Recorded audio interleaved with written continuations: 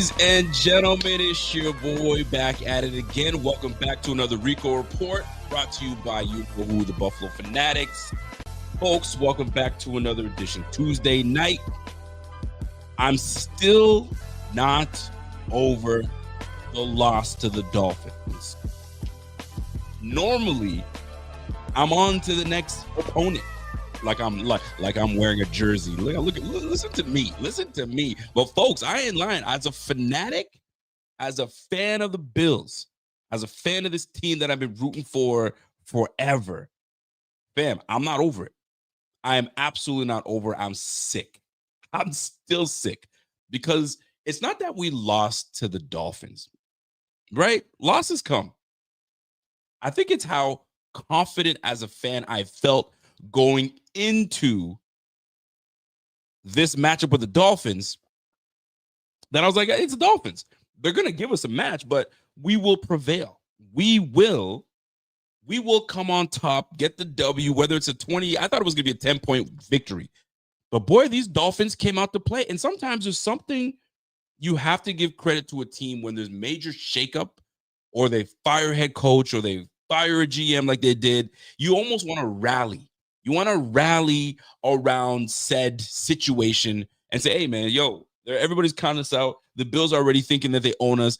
The Bills fans come out in droves. Like, we gotta shut these guys down. We've lost 2-14 against these guys. We've got to handle business.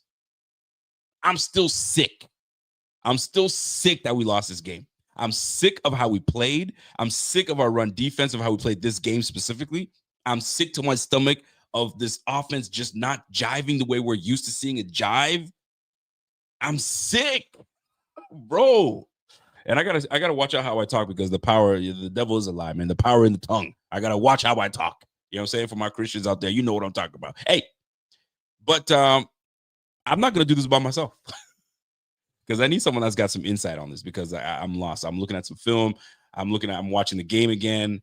And it just didn't look good. I was trying to look for silver linings, not many silver linings. I'm gonna tell you that right now. So, are we ready to go? What's this? Ladies and gentlemen, my guy, Carl Jones in the building. What up, baby? What up? ISO, you on? ISO, give me the rock and let me cook. How we doing today? We good? Yo, listen, man, we good. Well, I'm sick, bro, and I need some insight. I'm gonna talk myself through it. You know what I'm saying? But this is therapy for me today. Bro. What's up, Carl? Talk to me. I mean, where you want to start, big dog? Are you thinking like macro, micro, like my day? What? I'm on the perimeter. And I see you cutting through the lane. What you got? I mean, listen, I'm gonna cut through the lane and then I'm gonna he it and be like, and then I'm gonna make the extra pass. You feel me? Because that's the type of player that I am. All right, the ball's back in my hand. I'm bringing it back. Let's start all over. Let's go. Play number 2, folks. This. Where do we begin? Do we begin with Josh Allen? Do we begin with this defense? Do we begin with this offense? You know what? Let's begin with Markel Hardman being signed to the Bills practice squad. So it's clear as mud that the Bills missed an opportunity. So they go ahead and sign Markel. Is it Markel? Am I saying that right? Miko Hardman signs to the Bills. We know him as the speedy receiver that can get downfield, can play some special teams. He is a Super Bowl champion, and he was part of the team that took the Bills down multiple times, right, in the playoffs, every time. So, but before we even get to Miko Hardman, we had an opportunity to bring in Jalen Waddle. Brandon Beane dropped the ball. He dropped the ball with a sense of entitlement and greed. He offers a 2027 pick and a third 2026 pick. The Dolphins counter and say, I want your 2026 first round pick. Beane says, I'm out. Are you kidding me? What was Beane thinking? And the worst part of this whole situation is the Dolphins come out and beat your tail. And the one piece that you needed to help your team was in the receiving room, and the Dolphins totally annihilated the receiving room. They boxed y'all up. They didn't do it. You couldn't do a thing. And all Bean had to do was say, I accept. You drive a hard bargain, but I accept. And this brother said, no, take the 2027 pick or I'm walking. And he walked. And guess what? The Dolphins dog walked the Bills. Hard Rock Cafe. You talk to me. Tell me what the heck I'm missing. I love how you finesse that Hard Rock Cafe in there. That you tough for that one. I will say that Jalen Waddle is someone that I would have felt comfortable giving up a first-round pick for. I think that he is a really darn good receiver whose production has been somewhat limited based off of the offense and being second fiddle to Tyreek and having a quarterback that is less than stellar, I guess is the appropriate way to put Tua Tagovailoa. I think if you're Brandon Bean, he made it abundantly clear that this offseason he's going to at least try to go big game hunting at wide receiver. I think that when you – I don't even say make a move. When you make it clear and loud and proud that you tried, and I tried as hard as I could to go help out this offense and bring some juice and bring a number one receiver here, I think that made it clear that a few months from now they're going to at least try.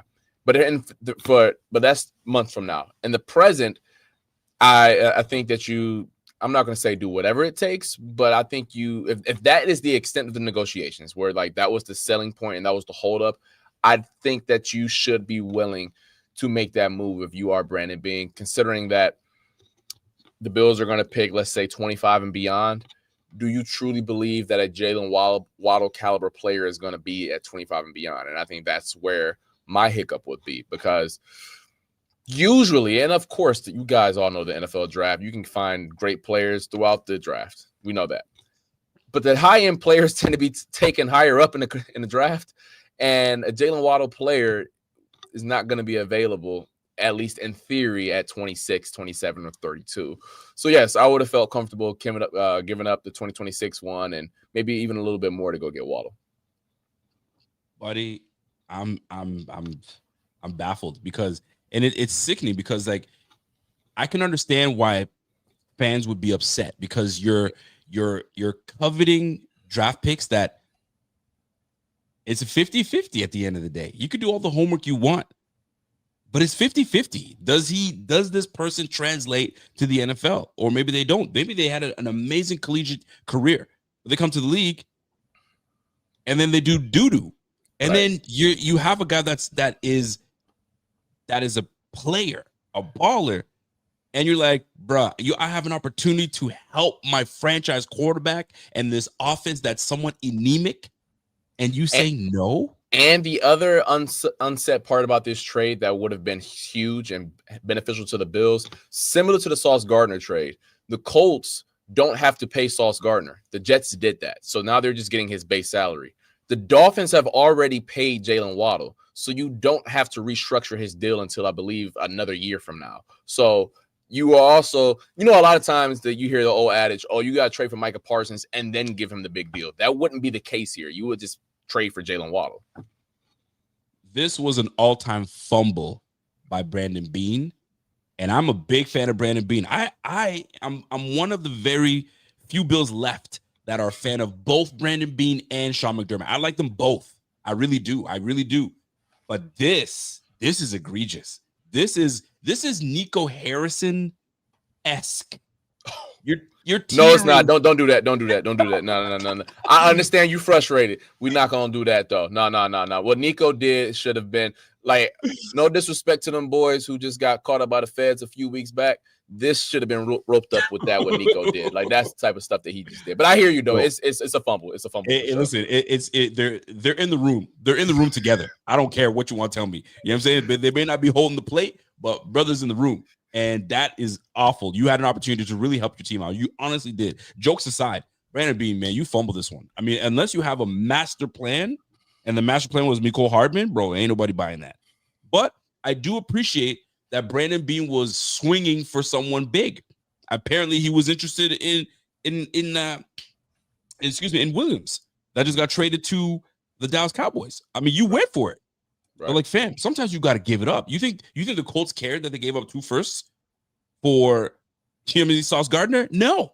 You think my man Jerry Jones gave a damn that he gave up some draft picks for Williams? No. Well, Jerry Jones don't give a damn about nothing, but yeah, you're right. If you feel me, but Brandon Bean, bro, you're not in a position to be all picky choosy. You don't got the money. Yeah. You had this in the bag, but you dropped it. So I'm a little disappointed in that. So let's get right to the bag. Let's get right to the team, the loss. Right. Or I want to get into it. The good, the bad, the ugly. Could you find any good in this matchup between the Bills and the Dolphins? Yeah. I got two for you. Sorry, my lips was all toned up for me. Yeah, so we'll start up front. I love the violence that Joey Bosa and Greg Rousseau played with. I thought they did a really good job of setting the edge in the run game and did a good job of not being blocked.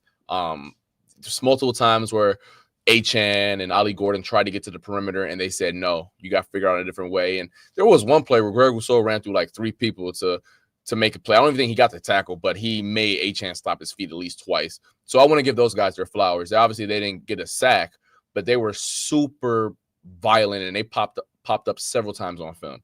The other player, we talked about him last week, Cole Bishop had another phenomenal game. I want to just talk about his interception for a second here.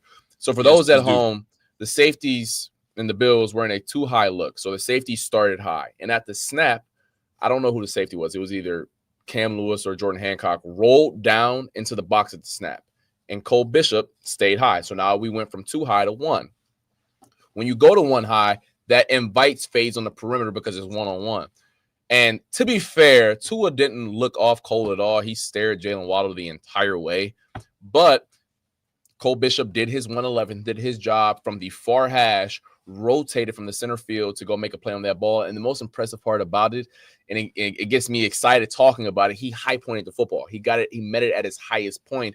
And as a defensive back, that's something that you get drilled into you each and every day. I see them boys practice on high pointing the football before practice every single day. So the fact that we were able to translate what happens on the practice field to the game is super exciting. And when we think about Cole Bishop, even dating back to his time at Utah, box safety, around the line of scrimmage, horizontal player, intermediate parts of the field, we truly, and anyone who said they knew this, they're lying. We haven't seen evidence that he could be a center field safety. And this is 2 weeks in a row where he's shown some range back there. I know the pick Mike Harrison got last week, but I told you on the same platform, Bishop would have picked it off if Max didn't. And then the play that he made this week, where I'm like, yeah, that's that range, that's that athleticism, matching those instincts, and that's where you get those special plays. So, yes, Tua was terrible on the play. Like, he didn't look him off at all. Like, I wish y'all can go watch it. Like, Tua literally dropped back and was just like, all right, Waddle. All right, Waddle. And Bishop was like, all right, if you're going to lead me to the money, I guess I'm going to go rob you. But that was just a hell of a play. Obviously, the one play at the end of the game, towards the end of the game, where he came down at the line of scrimmage on 3rd down, should have been an incomplete pass, but they didn't throw the red flag.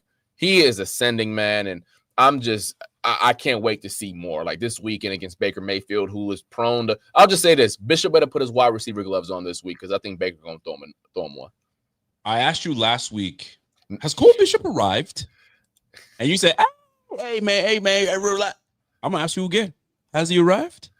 I think that if I have a lot more confidence that he is going to be a plus starter in this league. I think I have a lot more confidence talking to you on Veterans Day, United States Veterans Day, that he has arrived and that he is going to be a plus starter. Am I going to sit up here and say it with my chest and pump it out? No, but because there's a lot of guys who are 1-hit wonders, 2-hit wonders.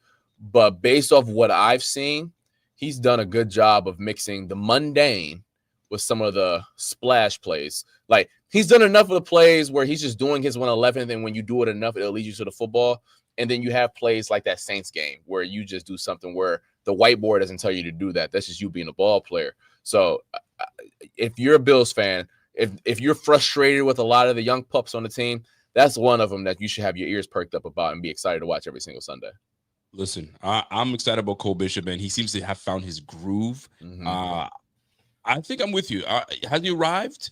Bro, he knocking on that door, bro. He knocking on that door, and they're like, and when they open the door, they're like, yo, what took you so long, man? We've been waiting for you. And I think that's exactly what he's gearing up to be. Right. For me, it's funny that I'm going to say this player because I thought he had an excellent game, except for maybe 1 or 2 blunders, one major blunder. That was Cam Lewis.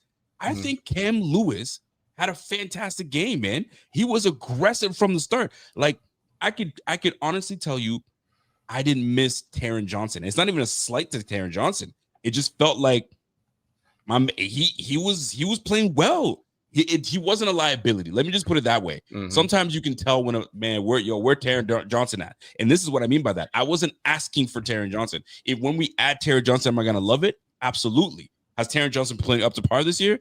Not so much. However, Cam Lewis, I gotta put him in the good side, man. He was actually aggressive. He was coming downhill. That tackle. Listen, Devin A. Chain made a hell of a move in that hole. Listen, if you gotta watch that play, Devin A. Chain in the hole gets skinny. Yeah. And then up north again. Dude, that takes, not a great angle by Cam, but a fantastic move by A-Chain. And then taking it to the house call. And then Poyer obviously not making the tackle, but it's neither here nor there. But, man, got to give Cam Lewis some love. I'm not saying it's amazing, but I got to give him some love. All right. Anything else stand out for you before we go to the bad? Because I'm sure there's going to be a bit. Yeah, that's probably about it. Kincaid had a few good plays. Yeah, I think we're good. I think we're good. All right, let's go to the bad, man. What are we talking about here? Talk to me about the bad. Yeah. Well, there's a bunch of directions I can go with this. Yeah. Because I know I want to go with the ugly. I'll say this with the bad. Two things. I'll start with the linebacker group. Terrell Bernard, he was hurt during training camp. I believe he had a hamstring injury. And then he also got hurt, I believe, in that Falcons game and left it, and I believe missed the following game, or maybe even the game after that. He doesn't look like a player who's healthy, and he's not playing well. And Matt Milano, I know his is upper body, so it's not necessarily his lower extremities, but he's not playing well either. The linebackers really didn't have a good game. And I guess my point is, without beating around the bush, you haven't felt their presence in a positive light a lot this season. I know Terrell Bernard had the interception that was great in the first Dolphins matchup. And there's been a few plays here and there, but truth be told, for those players if I would have told you into the season, the position group you felt great, felt best about, it would have been those two. You would have said, like, oh man, I really think if Milano's healthy and TB's ascending, Dorian Williams is a good third linebacker, you would have been like, yeah, I like that group. I trust that group to do their job each and every Sunday. And I think I haven't felt their presence. I really haven't. I'll kick it back to you before I get my next one. I'm gonna, for me, the bad. I'm gonna hit this on another subject because I was gonna go here, but I'm not going to. I'll go to the obvious, man. The run game was not good. It was bad. And credit to the Dolphins. Credit to the Dolphins. They didn't play nickel. They didn't play any dime. They were like, yo, base 4-3-3 linebackers. Tyrell Dodson was getting in the mix, bro. They held us in check. They held us in check. So to me, we got one of the best backs in the game. You guys can't get him started. I just don't get it. I don't care if they got base. You know what I'm saying? We got Hoggies on the line, and I don't feel that we were at our best. And every game the Bills have played this year, James Cook has had less than 100 yards. And that's where it starts. You got to get the game established, the run game established. And if you don't, we're not looking great. And we already know what the offense is like right now with the passing game. It's been documented, if you will. But the run game, that's something that we can rest and say, at least we got the run game. Bro, we didn't have the run game. And that's when we're like, oh, snap. Okay, so this is going to be a game now because we're not able to run the ball with success the way we naturally do. So now we're going to really open up this playbook. And we know the playbook is light. So, golly, we're going to have to see how this game's played out. And you know what? The results have been 3 losses. So this run game, we depend on it, and we weren't able to rely and depend on it this game. So for me, the run game in totality, O-line, running back, the whole offense, that was bad for me. What you got?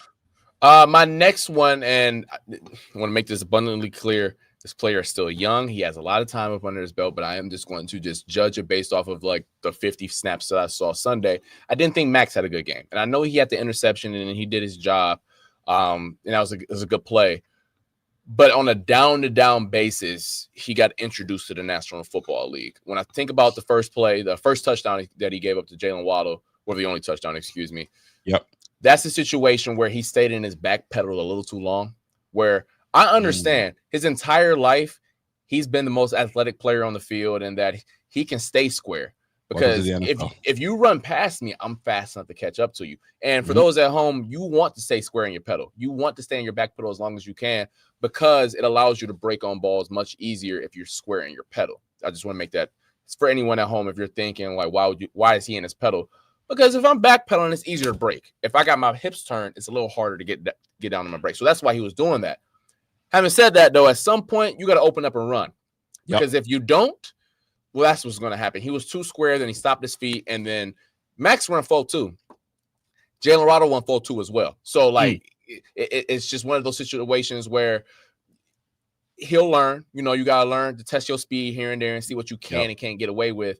And even though he's super fast, that's a situation where I want you to get out of your pedal. Let's open up and run. And if you give up the 15-yard comeback, you give it up. But we can't give up 6. Remember the old adage, like, hey, mama tell you, like, that stove is hot. But when you a youngin', let me find out how hot the stove is, right? Let me figure that out. And I think that's one of them situations where he needs on it. It's not going to be the only play. There's going to be some other plays this year where he's going to get burned and he's going to have to figure out what he can and can't get away with. And then there were some one-on-one reps where I think Waddle got the best of him, even when the ball didn't go his way. I'll just say this for the people at home. In zone coverage, I think that you should feel very great about his trajectory as a player. He looks super comfortable and calm and collected. He's always on top of routes and he's filling things out in spacing. Manny has a long way to go, which matches up what we saw at St. John Fisher. Like the one-on-one drills, he was struggling a lot. But think back, played a lot of zone at Kentucky. Didn't play a lot of man. So I just want to – he's not going to play Jalen Waddle every week. And Emeka Egbuka is a great receiver, but he's different body type, different type of receiver. So I just want to see how he bounces back, and he'll learn. This happens to everybody. I mean, it's not a horrible thing to stay in your back pedal too long. I don't want to say too long. It is, because in this league, if I'm even, forget about it. I'm out of here. But if you close that cushion, though, like it's cool to stay in your back pedal up until he gets to like right here. And listen, by the time you open up them hips, my boy, he gone. He run 4.2.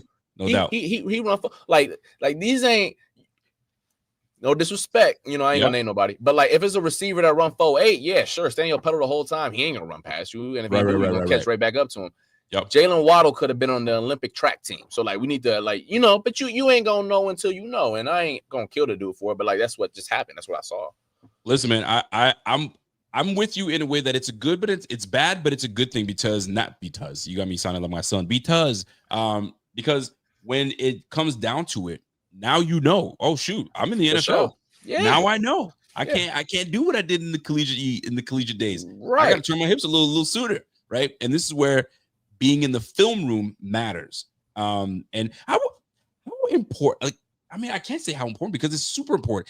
If you're not the greatest athlete on the field, if you're in the film room and you catch things like. Who was it? Was it the Packers game? I think it was the Packers. Packers. The Eagles game at the end. They knew inside zone was coming. Yeah. Inside zone. Bro, love it. That's when you know you would. Like, it reminds me of the Cam Newton and who was my boy with the long hair? Clay Matthews. Clay Matthews. Hey. Oh, is that what you think it is? All right, cool. Let me run. Yo, you watch this.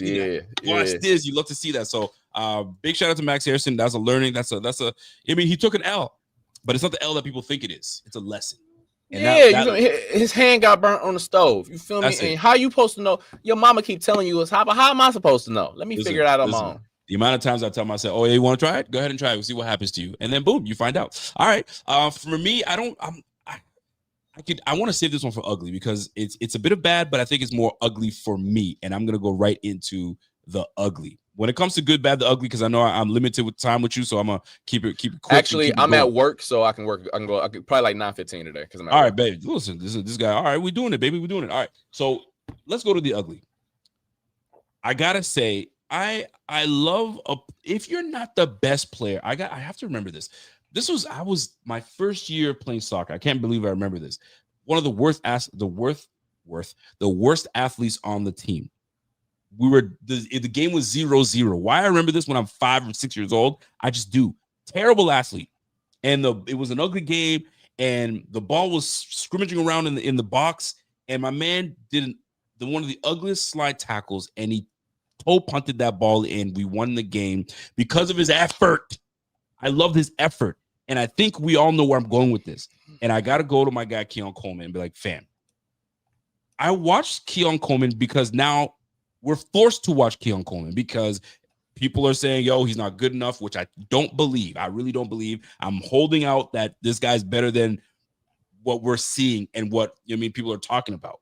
And I'm watching him, and there are routes where he's wide open and Josh doesn't look his way. And there are routes where he's dogging it.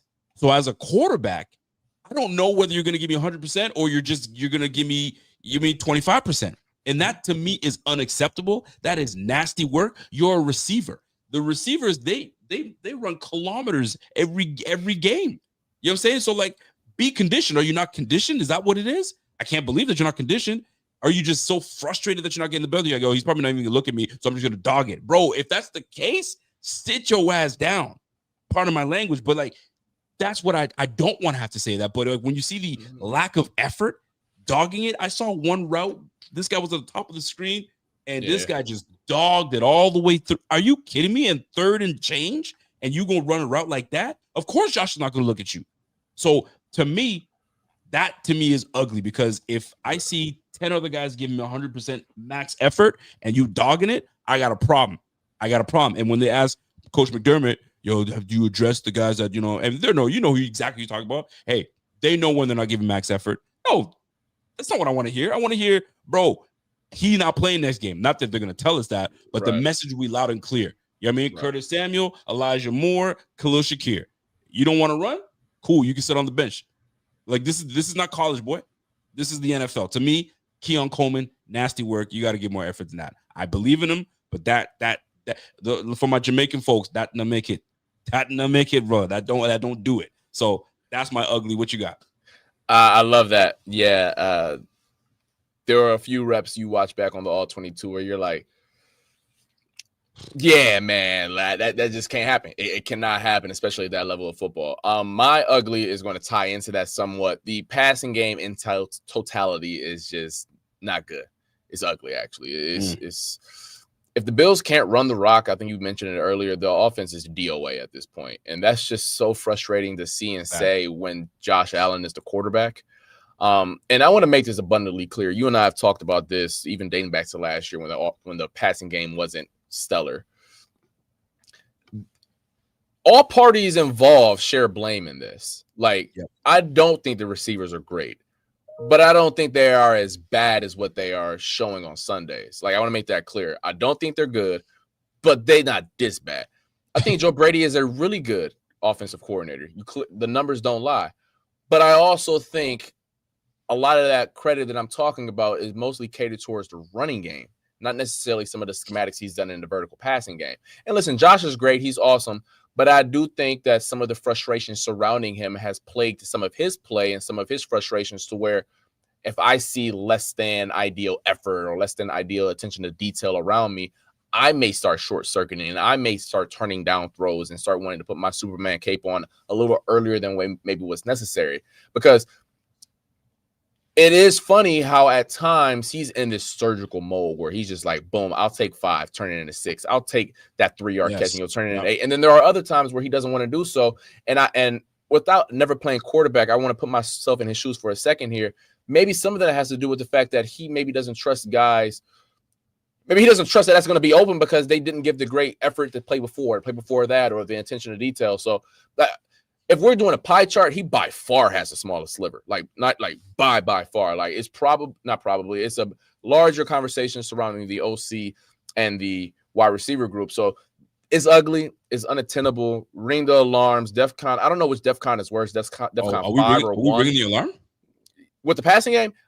Because here's the thing. I'm not talking about this passing game as if they're the Cleveland Browns. This is a team that wants to win the Lombardi. Yes. They want to win the Super Bowl. I want to make that clear. This passing game is still good enough to get to the postseason. They are still better than the Jets and Browns and the Panthers and all that good jazz. But where they want to go, if what they showed on Sunday and some of the games in September and early October, thank you, my boy Koala Bear. I always get it confused. DEFCON 1 with the passing game. If for Lombardi Trophy purposes, of course, the Cleveland Browns passing game is worse than Kent State. But like where the Bills want to go, it got to improve. And I also want to say this, because I'm not an OC. I'm not about to sit up here and act like I know how to design a passing game.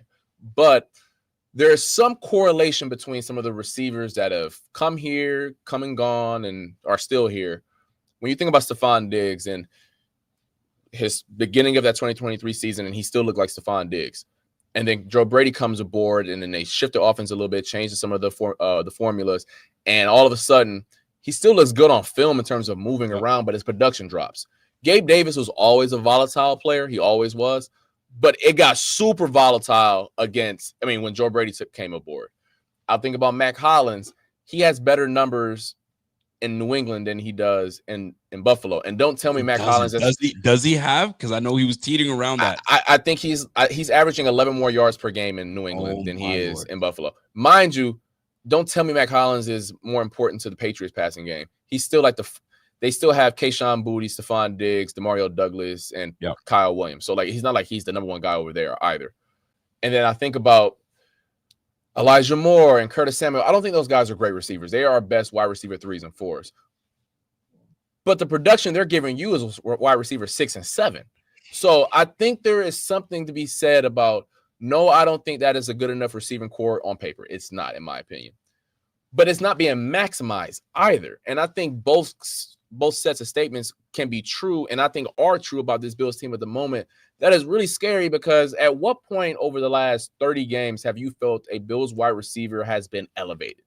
I think Khalil Shakir has, but he's also been boxed in to a certain extent as, I'm going to spit it out to you right away and just going to make something shake. Yep. I don't think Khalil Shakir is Stephon Diggs' route runner. I don't think he's Amon-Ra St. Brown. But I think he can do a little bit more than just take this little tunnel screen and get me 5-6 yards. You know what I'm trying to say? So, like, once again, I don't think these receivers are great. I don't. I think they're bottom third of the NFL, maybe even bottom fourth. But also, like, I don't think they're being maximized either. That's my diatribe. I'm sorry. No. I think I share the same sentiments with you. By the way, side note, when it comes to Mac Hollins this year, he's got 26 receptions as of right now. And all of last year with the Bills, he had 31. He had 378 yards with the Bills last year. He's already at 323. So do what you will with that information. All right. I think I'm with you, man. Like, are we utilizing our players the way they should be used? Stevie Johnson said something that was fascinating to me, at least fascinating to me. And that was, hold up. So you're using your best receiver in Khalil Shakir in the hot, humid Hard Rock Cafe as a punt returner, and then putting him out on the receiver room when you got Curtis Samuel and Elijah Moore just sitting back there, where you can use them as punt returners and then try to figure something out. So there is a little bit of coaching. I love people that they say malpractice. I'm not going to say malpractice, but there are some coaching gaffes where you're like, really? I mean, I get it. You want to put your best players on the field, but you want to preserve and if you're going to put your max effort somewhere, put it, at the receiver position. So that's one thing that I do want to look at. The second thing I want to look at too is, I'm like, okay, we were talking about Keon Coleman not giving max effort. And if he has to sit down a little bit, then sit down a little bit until you understand that I need max effort from you. So, like, is Khalil just a slot receiver? In the days that Brian Dable was coordinator, you played everything. You played the X, you played the bout, you played everything. And everybody just fits in their roles, and maybe I'll put you in the slot and so on. Maybe we need to see Khalil at the wide and not just doing a screen, and he's actually running a route, or not just running a stop route, right? Maybe there's things that need to happen, right? So I go from there. So let me switch it up a little bit now. We're done with the good, the bad, the ugly, and I know I got a little bit of time with you left. So what are your thoughts on player-only meetings? And are the Bills due for a players-only meeting, or is it unnecessary?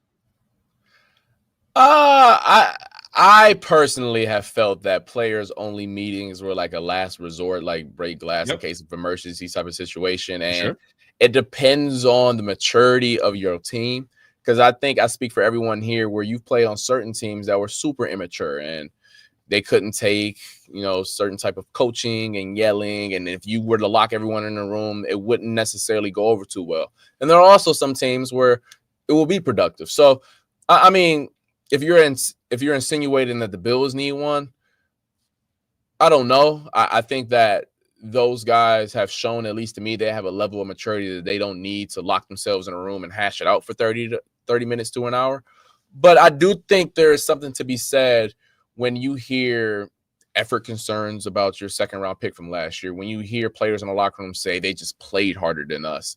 That's not something that's ever good. Like, just You're not going to have it every week. You're not. There are going to be days where you just Facts. don't have, and you're not going to meet Facts. the level that's just human nature, y'all. I know everyone wants to see they Buffalo Bills give max effort every single week. I'm with you. I want to see my Syracuse Orange and Buckeyes play the same exact way. It's not realistic. We are humans. It's just some days you don't got it. It's still not encouraging when you hear it multiple times in a season. You hear about the Falcons when they played there. You heard about, oh man, we played the Patriots brand ball. They played our, you know what I'm trying to say? So I do think it's somewhat of a reoccurring thing that's not healthy. I'll tell you this. I believe it is necessary for a players only meeting, only because of who your leaders are, right? An immature team, I'll use the Miami Dolphins. When Tua was like, team meeting, guys, and guys were late for the meeting and they weren't showing up. And I was like, what? Bro, ain't anybody trying to listen to Tua. Mm-hmm. And you hear him talk on press conferences. That brother just too honest. He's too honest with his intrusive thoughts where he just lets it out. Tua will never be a politician. I'll tell you that. That boy absolutely not. He'll be a terrible politician. Politician. I think something that would hold a lot of weight is if 17 was like, hey, team meeting, 3:00 in the locker room, One Bills Drive, be there. I tell you right now, and we don't got to know about it, but I'd love for these guys to just sit and be like, yo, coach is out of there, man. And hash it out. Sometimes you need to hash it out. Hey, you ain't throwing me the football the way I need you to. Well, you ain't running the way I need you to run. If you start running, if those things get put out there, and I've been part of player only meetings, and there's been some good things that have come out of it. And then, or things remain the same, and that team needs to be blown up, right? And I know this is like, but it's not. You're 6-3. Why are we having a team only meeting? Well, did you see the gauntlet of teams that we got to play in the next 5? You got the Pittsburgh Steelers, the Tampa Bay Bucks, the Texans, and you love, boy. I think that's your favorite player in the NFL, that cornerback for the Texans. You love that, brother, man. I'll tell you right. So, and you got the Cincinnati Bengals on top of that with the way their offense has been rolling, and you got the Patriots. All teams, but one of them with winning records. So something's got to give. So we need to get ahead of it now before we really start to really get into this thing, and then we're calling for one. No, we need to get it now, ahead of it now, because we got something. I think it's not a bad thing to have team-only meetings, players-only meeting. Right. I just believe that I think it's something's got to give, because something's just off right now. Something's off with these Bills. People know what's up with these Bills, but it's internal. And they're never really going to let it out. So we're just left with the pieces of like, yo, we're 6-3 and we just lost to the Dolphins. What's up? We just got to get right, and we got to do what we need to do, and so on and so forth. So, I mean, it is, but it is what it is at this point. But I mean, a players only meeting isn't always a bad idea. And I think the Bills would benefit from those and having the leaders speak. Deion Dawkins getting up there, Josh Allen getting up there, and special teams, whoever they decide. I mean, they only had two captains this year anyway. I think Bernard, get up there. I mean, something's got to give. It's concerning what I'm seeing from the Bills right now. All right, last one before you get out of here, because I need to get your thoughts and attention on this, because I feel some type of way about it. Body language. And I know some people are saying, yo, chill out, Rico. I think you're being a little too much right now. This brother just can't sit and chill.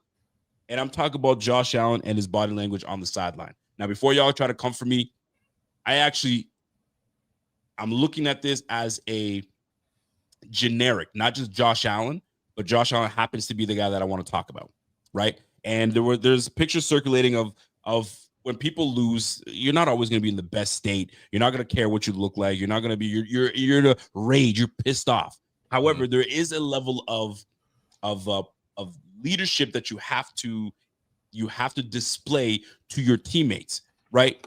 And if I'm a freshman, you're the senior, and you got beat, and you come onto the sideline and you sulking, or you're not sulking, but you kind of down on yourself, bro. I'm watching you as a freshman. I'm like, yo, that's the dog right there. Like, what's going on? Like, get back up there, right? I see my quarterback sitting by himself with his tablet, rarely, and I'll ask you that, and maybe I'm tripping.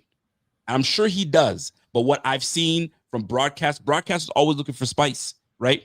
We always see Josh sitting on his own by himself with a tablet, win or lose. Rare do you see him getting up there and chatting with his boys, especially in dire games. I'd like to see my quarterback come up there and him and Keon are discussing something. They're trying to get back on the same page. Him and Khalil, or with the offense, or huddle up. You don't see that. You see that a lot with Baker Mayfield. Baker Mayfield is vocal. He's out there. Yo, come over here. Let me talk to you. Let's see what you saw that with Tom Brady. Gather around. Let's do.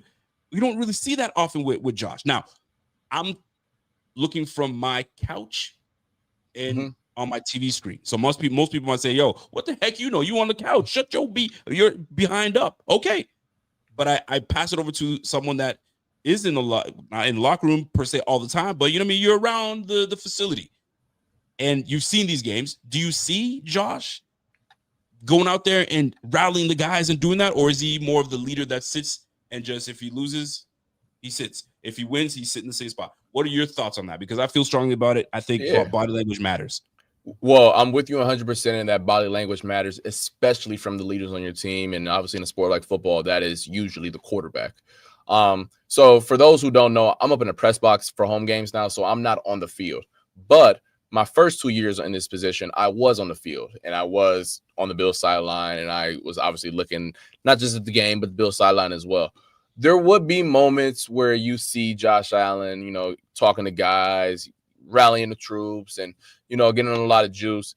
But is it like, how do I want to phrase this? Is it as over the top or as overt as maybe some of the other quarterbacks in the league that you refer to, most notably like a Baker Mayfield? No. I don't think it's like some crazy concern, but it is something that, like, listen, Josh is a very emotional player, and it's not like a negative. He just wears his heart on his sleeve. And at times I feel as if, this is just me just speculating, that he will much rather internalize that as opposed to just throw it out on other people.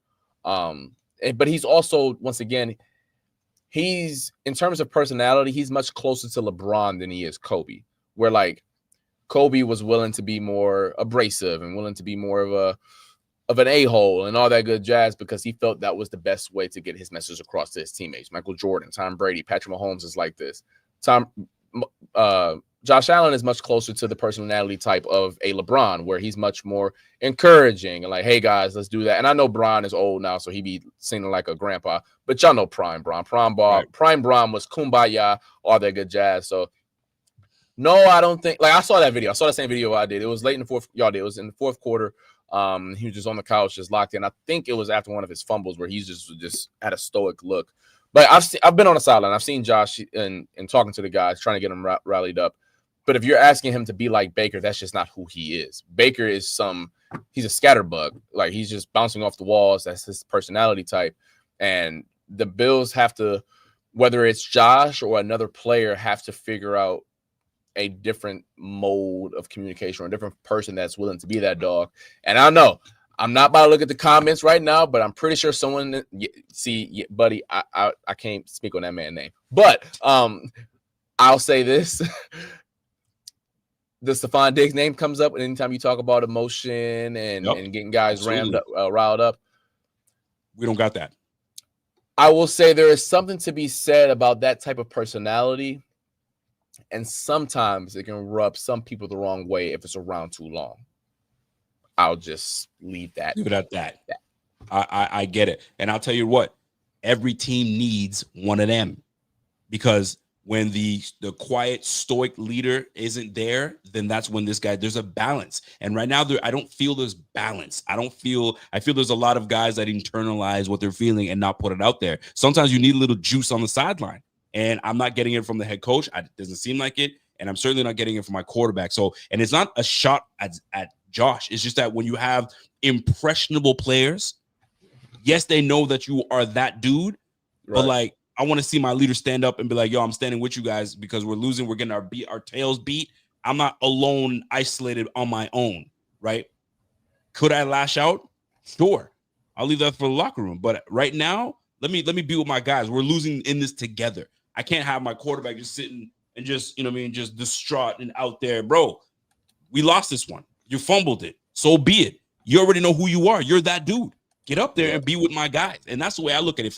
If I have my quarterback and I see him sitting on the sideline and not pouting per se, but just in his feelings, if you will, bro, man, let that shit go and let's get up here and you know what I mean, let's finish this game out. So poor leadership, some people would say. I don't think it's poor leadership. I just think it's more like, bro, they're watching.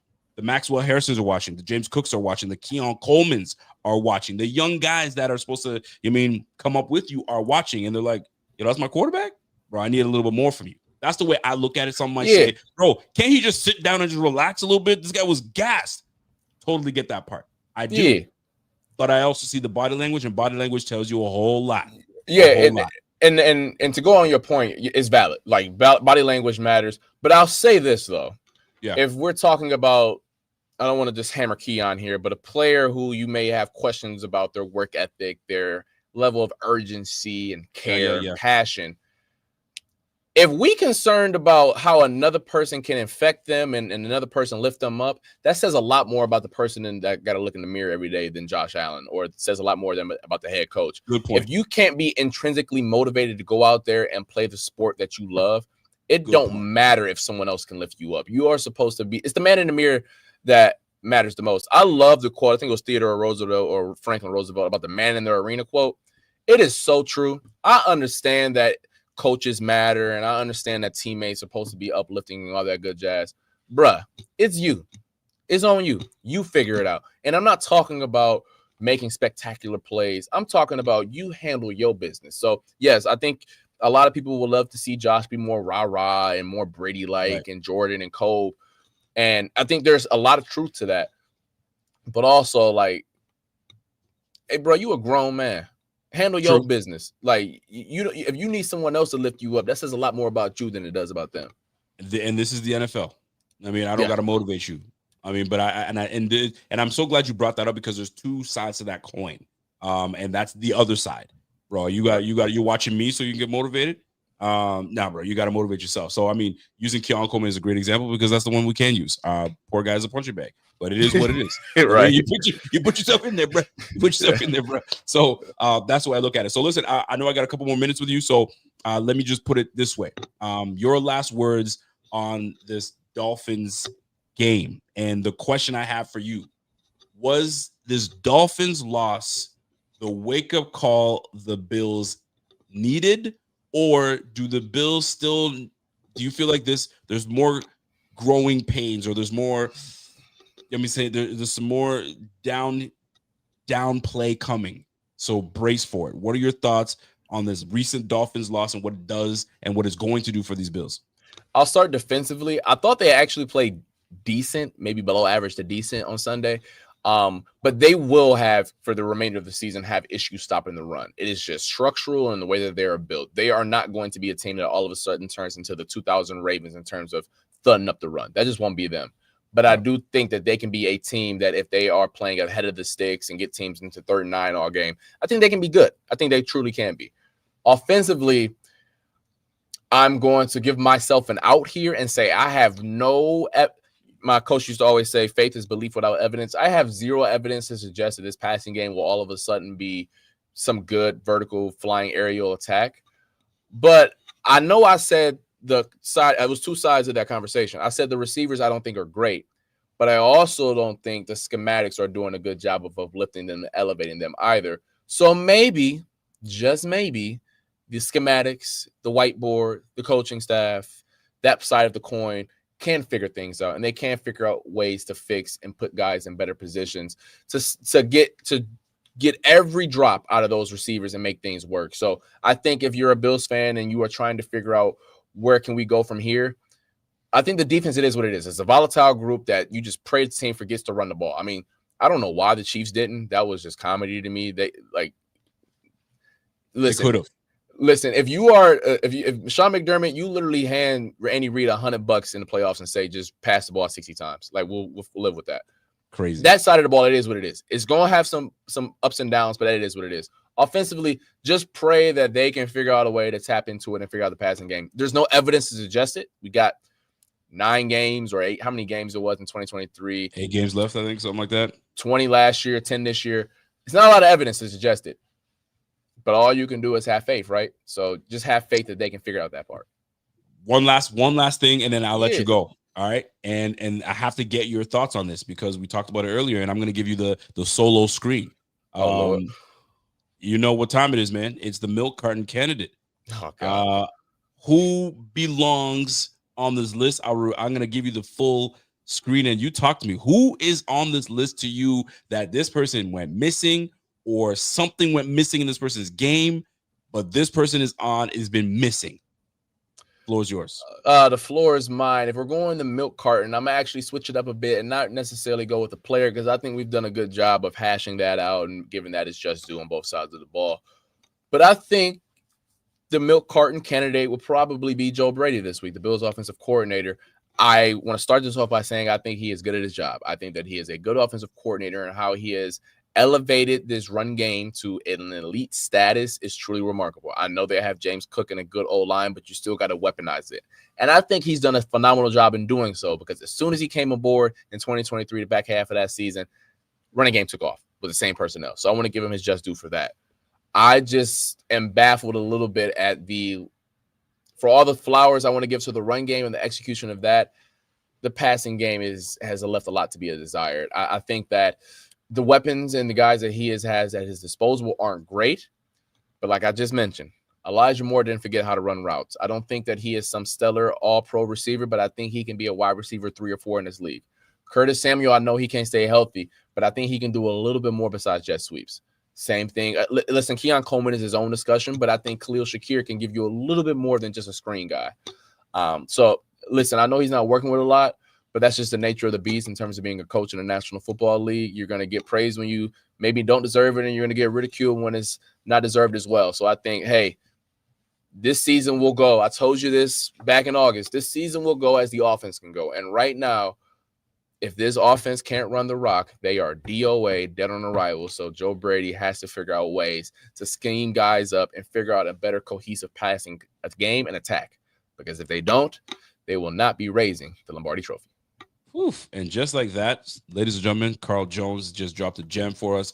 And you might get clipped, and this might be on there. So I'm just letting you know. So other than that, I know you got things going forward. So the podcast is there. You're getting the film. I saw you had Larry Ogunjobi on an interview. That was dope. Love to hear that. And I can't believe that boy never played football. They said, yo, you playing ball, and you're gonna like it.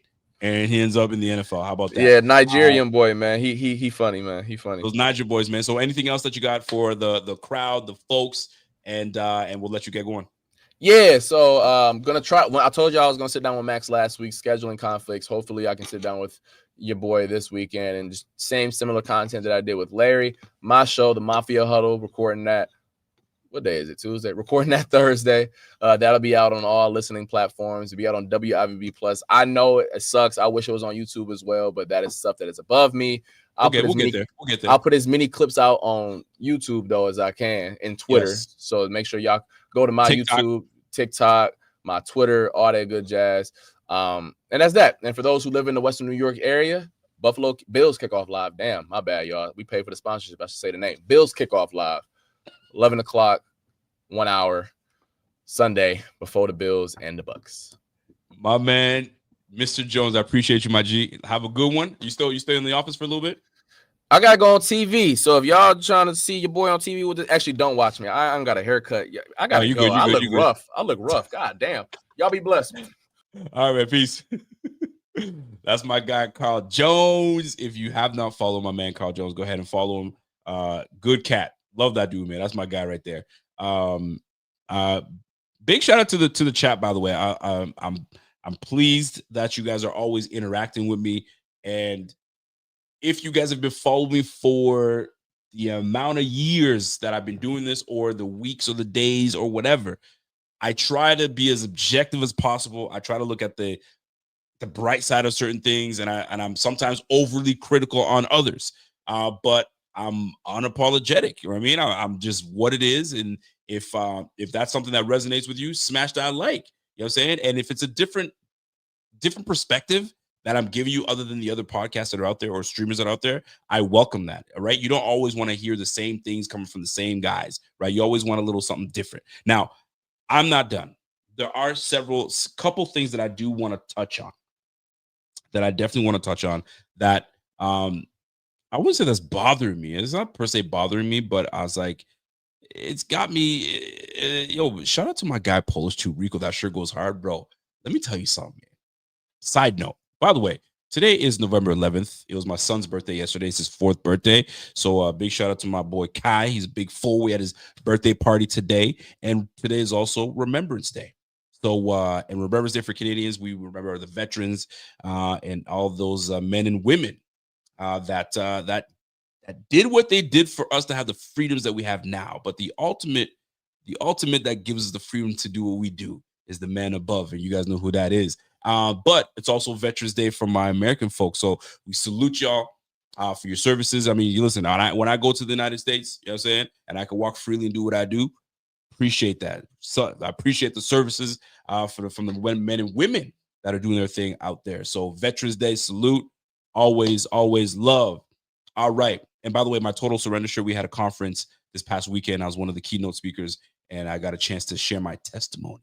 And my testimony of where God has brought me from what I was before to where I am now and the blessings that have come my way. How can I not give the good Lord thanks for what I'm doing and where I'm at and maybe the ears that are hearing me. So if you see that I've changed my ways, right, the less cussing and the more talk about my faith and stuff like that, that's because there might be someone you know what I'm saying, struggling with this, that, and the third. And this is an outlet for them. So to give them the cussing, I mean, they don't want to try to hear that. They want to hear good, authentic ball. And, you know what I mean? A little bit of some personal from my side too. So appreciate you guys always. So let me get to, listen, man, all the time, God is good. You know what it is, man. All right. Let's get right into it. There's a couple things I want to touch on, folks. Yes, I'm sick of the loss to the Dolphins, but if you saw the way that we came out and played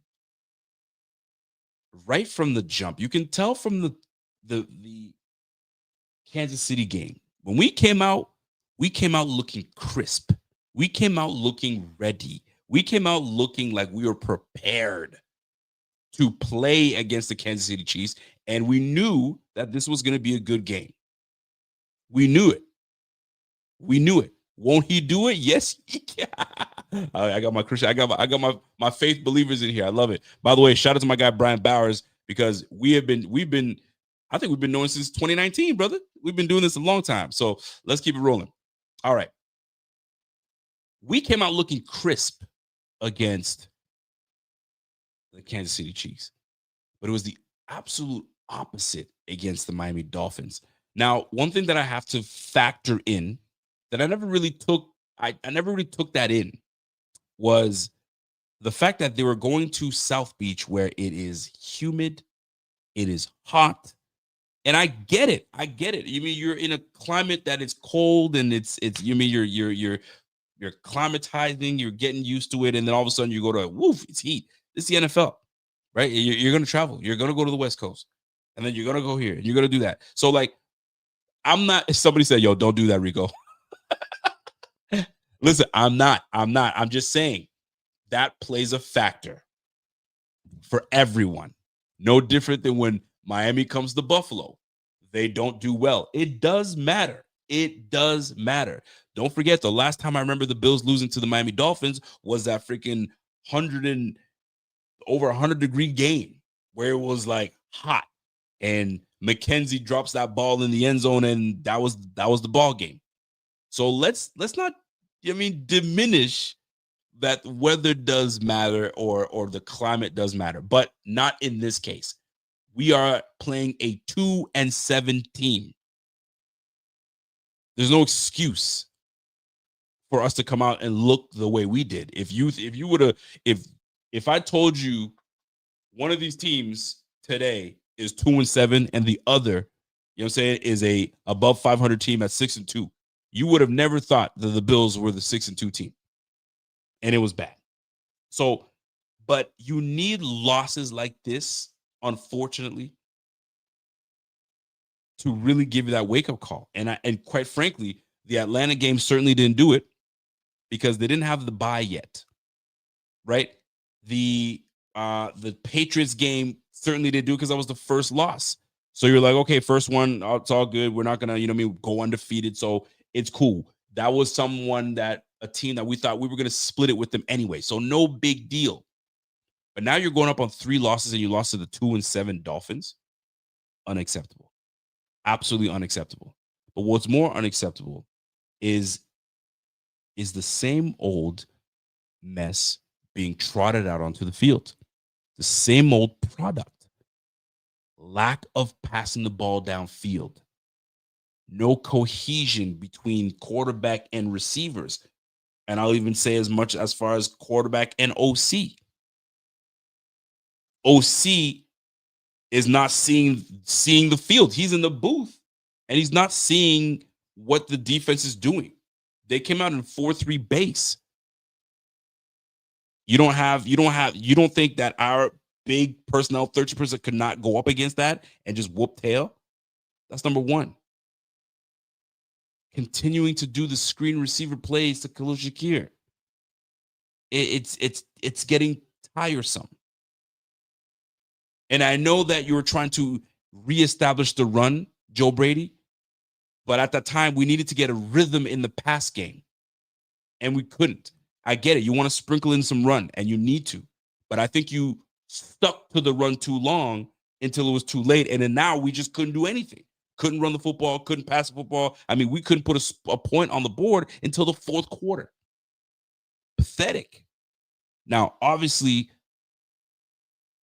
the turnovers played a huge factor because every drive that we were actually gaining positive yardage, we turned the ball over. It's not good. It's not good what I'm seeing. The product that we are seeing isn't good. That's number one. Number two, Josh Allen. I gotta get on Josh because what we're seeing from Josh is uncharacteristic. It's just not him. He's not running the football with confidence. He's holding on to the football a little too long. He sees receivers open, but doesn't like it. Some people are calling it big game hunting, where he's looking for the big play. He's got the easy throws in front of him, and he's not taking them. And if he's holding onto the ball too long, he's missing his window of opportunity to strike. And when he holds onto the ball way longer than that, he's now scrambling, and he's got everybody now discombobulated and running all over the place. And he's directing and being an orchestrator, and he's trying to figure some things out. It's not healthy to continue to play ball like that. So I question, is there a disconnect between what plays are being called and what the game plan is going into the week? Are you and Brady not? I mean, you handpicked him. You picked him. That's your guy. Figure it out. That's number two. I'll get back on Josh a little afterwards. Number three, Keon Coleman.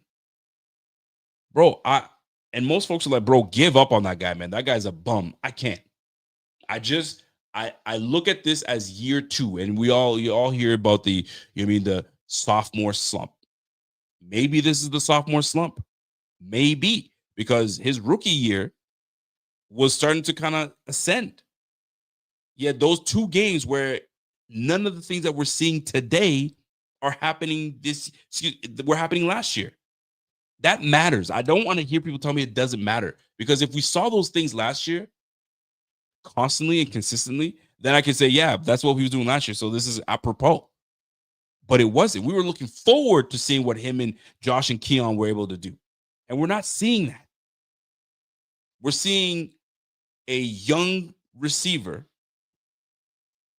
that is showing lack of effort, late for meetings, call it what you will, sloppy route running, and then gives you a great route and a great play, and then it disappears again. There's inconsistency with Keon Coleman.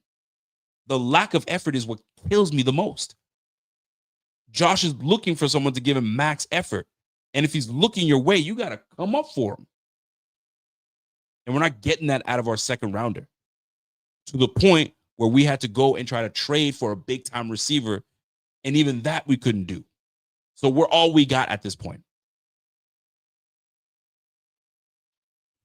4th and 17. And you out there jogging? It was a 3rd and 11 or something like that. You out there jogging? I saw him on the side. I said, what? That's here, and that's another thing. Okay. Then I'm looking at Josh. Is there something up with Josh? Is there something really going on with him? For real. And I ask this wholeheartedly. Is there something going on with his brother, man? Because these games don't normally last this long. These stretches. They don't normally last this long. And when we get good wins, we're used to seeing a lot more jovial Josh Allen. But even in the wins, he's more like, I'm cool. What's going on? What's going on with him? And this is where there's a fine line between being a fanatic and being a human. And I'm going to try to tell you what I mean by that. Being a fanatic, you get critical. You're rah-rah, you're in the moment, and there's all that. But we tend to, and I'll speak for myself, we tend to forget, and sometimes I do, that's not who they are. The player on that field is not who they are. You know what I'm saying? So like when I see them poo-pooing on the field and we getting on their behind and we this, that, and the third, that's the fanatic. But we have to remember that these guys are human as well. These are men with families. They're men that got relationships. These are sons. These are nephews. So you have to respect that part because they could be going through some things that they're just trying to work through it. And you've got the pressures of the NFL and the pressures of that. I don't care who you are. Those things can get to you. Look at the young player, the Dallas Cowboys, at Marshawn Kneeland, 24 years of age. I mean, the story is a little shaky for me, but the end result was this brother took his life because you don't know what people are going through. And the pressures of the game can get to them. So, like, we have to have a level of grace for guys like Josh Allen and whomever, but I'm more specifically talking with guys like Josh Allen because he might be going through something. But because he's the leader of this team, he's got to put on the brave face. But sometimes you think you're putting on the brave face, but people see right through it. So there's a level of grace that we have to have with these players, man. We have to remember, and I have to remind myself that this is just a game. It's just a game. It's just a child's game that, grown men are playing. And sometimes we have to be reminded that this internet and all this other stuff that's going down, there's some nasty people out there. And if you let that consume you, we've seen young kids, take their lives forward and so on and so forth, or people make bad decisions and who knows. But let me tie this all up in a bow here. Whatever it is that Josh may be going through or may not be, I hope he gets through it. And that we can get the old Josh back. But if it's just strictly football and he's just not playing well, and there's something that's happening, well, then changes have to be made. If it's the OC that they're not aligned anymore, Brian Daboll just got released from his duties. Sometimes you gotta bring in a fresh set of eyes and voice into the locker room. Sean McDermott was like, bro, not happening. So the other side of it is, other than the mental part of it, of whatever he may be going through, the football side, where I can be back to being a fanatic is, bro, you're not playing good enough. You're not. You have a receiving core that are deemed not the best. You should be taking this and saying, let me prove you wrong. The same way you did it last year when you won the MVP. You don't have Diggs. So you had extra motivation to say, let me prove you wrong. Let's roll. And you got yourself an MVP. What are the pressures are getting are too much for you to duplicate? Yes. Welcome to the NFL. Tom Brady did it multiple times. You feel me? Pat Mahomes multiple times. This is the game. If you get the MVP, you got to do it again because people are expecting it. Lamar Jackson did it again. He almost did it 3 times. But you decided to come in and say, you know what? Let me get some of that. Some might say that I'm making excuses for this brother. No, because there is a hard line to hold people accountable, but you also have to remember the other side. As the fanatic, bro, he's got to be better. You're paid $330 million, bro. You got to be better. That's number one. If the freaking player is right there, you have to hold on to the ball a little longer just so he can clear. Hit that. That brother's getting gun shy. What you getting gun shy for? We brought you in to not be gun shy. Hit that. This brother getting shy. Oh, I can't throw that. Let me hold on. Let me run around. You're making life harder for yourself based on what I'm seeing on the field. Josh is making things a lot harder for himself, but he's got to get help from his receivers. Make them accountable. So what are we doing? What is Josh doing to make these guys accountable? I know my man, Carl Jones, was like, bro, these guys are in the NFL, man. If you need somebody else to motivate you to get going, I mean, you're in the wrong profession. I'm paraphrasing here. But sometimes you need someone to pull you by the bootstraps or pull you by the collar and say, I need you. I need you. Now, it doesn't have to be done on camera, but I need to see some kind of effort to show that these guys are there. We're paying Khalil Shakir 30 plus mil, 40 plus mil for what? To catch screen? You might as well just give it to Curtis Samuel. What else is this guy doing? If he's not doing something for himself, meaning breaking tackles and taking it 80, bro, you've relegated this guy to just a 5-yard hitch receiver. I'm sure he's got a bigger arsenal than that. Figure it out. Figure it out, man. The amount of times I saw Josh had a one-on-one with Keon Coleman. He decides to go after Dawson Knox and throws an interception. Miscommunication right there. That should never be happening. You guys have been playing together too long. Keon Coleman one-on-one, you got to take that. Nope. The lack of trust not being there, the money being paid to some of these players on the squad, they're not earning their keep. Bernard's not earning his keep. Khalil Shakir's not earning his keep. Absolutely not. Those two players are not earning their keep. But I can only do what I can do, and he gives me the screenplays. Bro, and this is what I said a couple weeks ago when I said sometimes you need a diva. Knock on the freaking OC's desk and say, hey, man, I'm watching this, and I'm looking at film. All I'm relegated is to this. Why can't we work something else? Can we try to find me? I hope that that's what they'd be doing, especially if you have a little money in your pocket. You can come out and be vocal and say something. But Brady, you're calling the plays. You're orchestrating this whole thing. I'm done with Brady. I got no love for Brady whatsoever. I got none for that, brother. I mean, when he leaves, good riddance. I just hope that we bring somebody that is not on the current roster, that has experience in this game, and that can work with Josh Allen. I don't want to retread. Oh, Ronald Curry's, he's been with I don't care. Not trying to hear it. Go get someone that knows what the heck he's doing and get the most out of Josh. Because right now, we're not getting the most out of Josh. We're getting this fragile, timid Josh. I don't know where that brother came from, but send that brother packing. I want the guy that knows exactly what he needs to talk, what he needs to do. And right now, we're not seeing it. I just saw a comment from my man Duchar. He says, You're talking like you're better than everyone. Me? I am? I didn't think I was. Unless you're talking about in the chat. Back to what I'm trying to say though.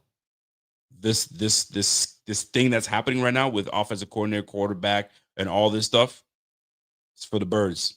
It is absolutely for the birds. It's not working. And I said this a few years ago, where there was a point where I know that Tom Brady had Gronkowski for a while.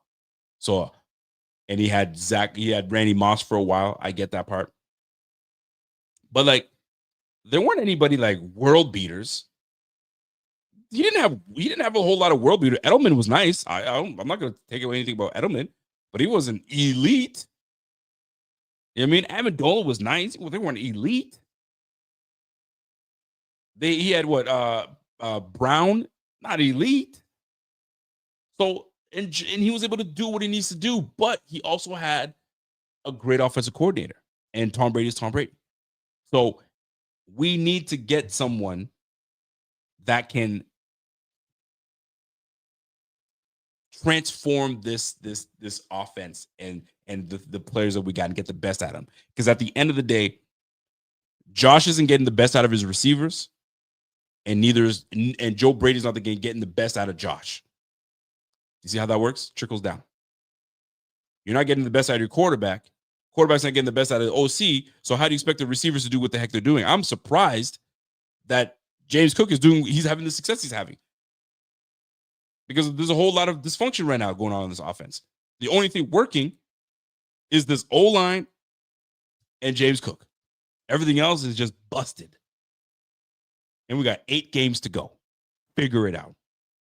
Fire McDermott. I'm not on that train. I don't think it's going to happen personally. If he doesn't win the whole thing this year, then you gotta have a discussion. But OC has to go. And I need McDermott calling plays the rest of the way. The rest of the way. Do not do this whole sharing business. Call the plays the rest of the way. Andy Reid ain't giving up the play calling. Why are you? Oh, I just want to be nah, bro. You got to take over and do it. You want something done right, you do it yourself. Isn't that how it's supposed to be done? We ain't getting that. We are certainly not getting that. Last for me before I get out of here.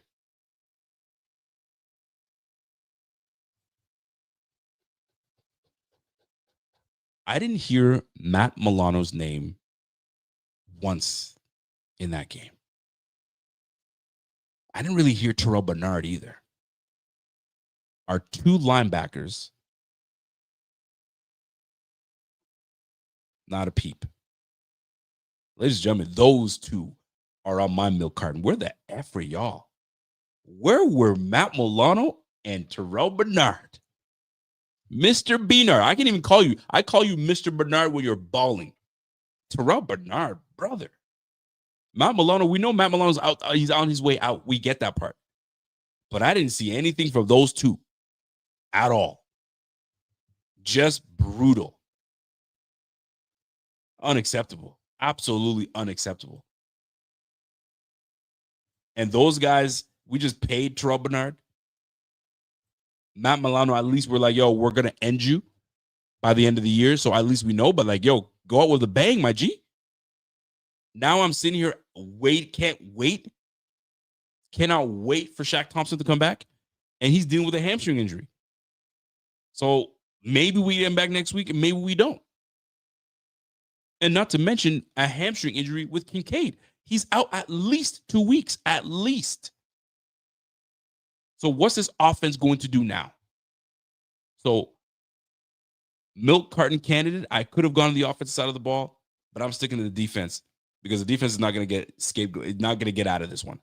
Offense did not do their job, but defense, allowing Devin Achane to go for the amount of yardage he went for. He's a good back. Don't get me wrong.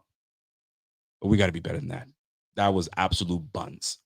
Absolute buns. Unacceptable. Terrell Bernard, Matt Milano. Those guys, those are my 2 candidates for the milk carton. Missing in action. Where the F are y'all? The time that we need a little bit of reprieve, we need a little stop. Nada. Where were they on the score? I'd love to know where these guys are. Jordan Poyer led the way. Then it was Cole Bishop. Then it was Cam Lewis. And then it was Terrell Bernard with 5 tackles. He was our third leading tackler on the team. After him, it was Joey Bosa, Tre'Davious White, and then Matt Milano. Are you kidding me? Tre'Davious White, more tackles than Matt Milano. Unbelievable. And by the way, Matt Milano, 1 solo tackle. Tre'Davious White, 2 solo tackles. Absolutely on my candidates for missing in action. Milk carton candidate, Matt Milano, and Terrell Bernard. Pathetic. All that money, bruh. We need more. We absolutely need more. All right, folks, let's get into some sleeper picks before we head on out. You know what I'm saying? Let me get y'all prepared and let me share my screen. And by the way, if you guys haven't hit that like button, I promise you I'm gonna hit the comment section in just a little bit because I see some great things being discussed. And we gotta go back in there. So let me share my screen and let's talk about this Thursday night game coming up. The New York Football Jets. Are you excited about that? Oh boy, that's gonna be something else. All right. So what did your boy Rico pick this week? Let me share my screen real quick so you guys see what's happening. All right. Let me adjust this just a little bit, just so you guys can see what's shaking here. Every time I do that, that always messes up on me. All right, let's see here. Oh. All right, can you guys see the screen? No problem. Yep. All right, here we go. So I got Justin Fields with anytime. I got a pass touchdown. I mean, surely you're gonna be putting up the you know what I mean, some points on the board. So Justin Fields with a touchdown. I would love it if the Jets upset. Wouldn't that be great if the Jets came out and upset the Patriots? That would be fantastic. The Bills were right back in it, but we'll see. We'll see how that shakes out.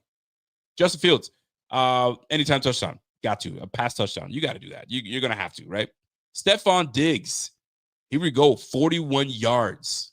Absolutely. He's their best receiver on the squad. There's no way he can't. And by the way, Stephon Diggs is having a phenomenal year with Drake May and them boys. Having a phenomenal year. You got to keep it up. And lastly, we got TreVeyon Henderson? TreVeyon Henderson with an anytime touchdown. That one's a tricky one. But if he gets permission from coach to score, then maybe we'll see him do it. So give me the over on TreVeyon Henderson. Give me Stephon Diggs with over 41.5 yards. I think that's a gimme. And Justin Fields, I mean, he should. And I'm looking at him getting a pass touchdowns, but I chose the less. I do have to give respect to the pass defense of the damn Patriots. Can't believe I'm doing that, but they are good. They are good. And Garrett Wilson is not playing.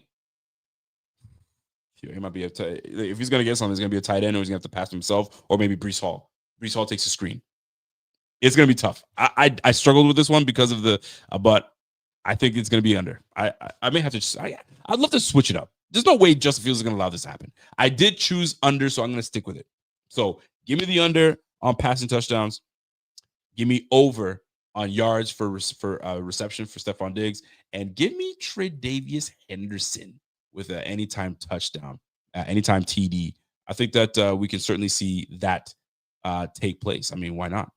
I think that'd be. I think it's apropos. Do we not? Y'all let me know what you thought. Beat it up in the comment. Let me know. Let me go back to full screen for y'all and get right back to it. So your thoughts on I'm going to read the comment section, but your thoughts so far on the show. If you guys are appreciating it, do me a favor and smash that like for your boy, and let's get it all cracking. And let me stop sharing my screen real quick, and away we go. So let me open up this screen here and back out, because every time it does that, it makes me, there we go. We're back at it. We're back to it. All right, let me hit the comment section real quick, and let me see what people are saying, man. We got some super chats first. Let me get to my man, Mr. And Nickel Plain says, yo, great show. Listen, man, Nickel Plain, appreciate you, my G. Love it. And I love I love the fact that you show some love, man. My man, Paul Costa says, yo, Rico, will you play my favorite song, Stomp by the Brother Johnsons?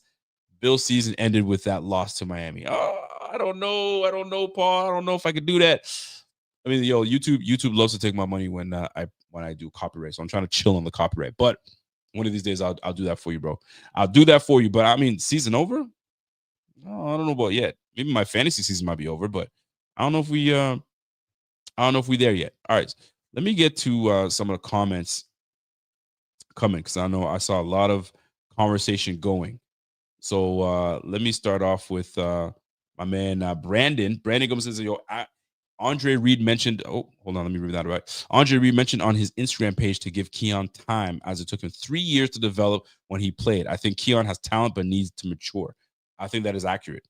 And that's why I was saying, I know people will say, yo, give up on that guy. I'm not ready to give up on that guy. I think that he's got talent. I think he's got raw talent, and he just needs to be refined. And sometimes it takes a little time. And this is a sophomore year, it's the second year. I mean, I know Keon was getting blasted by Steve Smith, but Steve Smith, he's a third rounder. And I mean, he wasn't saying a whole lot in his first 2 years either.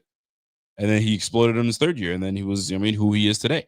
So like give that brother some time, man. Give some time to Keon. I think that he does absolutely need to mature, because this lazy route running that he's doing and looking disinterested and all of that stuff, cut it out.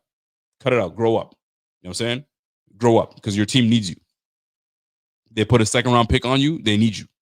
So if you need to get with Josh and go to his house and say, yo, man, what's up? What's going on? Get to it. Get to it. All right. My man Brian Bauer says, yo, Josh. Yeah, Josh might be on Haley Steinfeld and not football. Yo, who knows, man? Honestly, who knows? I never comment on that when it comes to like, yo, what these guys are doing. Now, I will say this. Anytime that we were all in relationships, and some of you guys in here may have never been broken up with, or you did all the breaking up with, right? I've been broken up with, got my heart broken. And when you're trying to focus on certain things, your mind is not there. So you're not where you truly want to be fully. But when your mind is clear and you're ready to go, and you're la-di-da and things are great, you're on top of the world, you're great. So sometimes those relationships can affect you on the field. I mean, I know, has with me. But it also makes you lock in. You hit the gym a little more. You got a little too comfortable when you're with your girl or you're with your dude. So you hit the gym, and then you come out looking like, a brand new person. Now you're ready to get back out there. So I'm not speculating anything whatsoever. I'm just saying sometimes when you're going through things, and maybe the brother might be going through something with his girl, or might not be, or he's just so zoned in on and locked in on football, and the errors that are happening around, he's just trying to recalibrate. Who knows? Who knows? We'll see. We'll see. I hope we see a better mind frame and a better product on the field by this offense. All right, let's go to my guy Walter. What up, Walter? Welcome back, Walter. I'm glad that you got rid of that Invader name. I was like, not for me. I don't like Walter in that name. My man Walter, and this is a comment that came earlier, so forgive me because we're past that. But we played the worst pass defense in the league, missing their best cornerback, and we needed to take the underneath pass all game to win. Allen isn't blameless, but come on, the issues are obvious. Yes, the issue is with receivers for sure, but it's compounded, man. It's OC not doing what he needs to do for his quarterback, and his quarterback not doing what he needs to do for the receivers, and the receivers not needing to do what they need for the quarterback. Right? It's the triangle. It's triangle offense, and when the triangle offense is working, it's crap. And that's what we're seeing right now. We're seeing crap product on the field. Sucks. It really sucks. What up to my man Warframe Gaming? Kid says, think about it.